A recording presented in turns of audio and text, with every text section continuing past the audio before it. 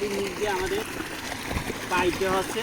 এই জমিটা পানির দরকার, তাই এই জমিটায় পানি এই যে এখানটা পাই করছি চিপোটা এইটা কীভাবে চিপে দেওয়া হচ্ছে। তাই আমরা এই জমিতে ড্রেন কাটি না, ড্রেনের কাছে অনেক জমি নষ্ট হয়ে যায়, ধানের জমি, তাই কীভাবে চিপে দিয়ে পানি নিয়ে আসছে দেখুন। তো এই যে দেখুন, এই যে ইরি ধানের জমির ভিতর দিয়ে আমরা কীভাবে পাইপ দেওয়া হচ্ছে, কারণ ড্রেন ছাড়াই আমরা ড্রেনের কাজ পাইপ দিয়ে করে ফেলাইছি। এই যে দেখুন,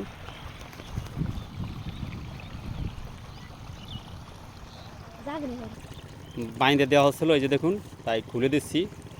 এই ধানের জমিতে পানির দরকার, তাই এই যে আমাদের ড্রেন পাইপের মাথায় এই যে ড্রেন, এই দেখুন, এই যে পানির স্রোত বেড়ে গেছে।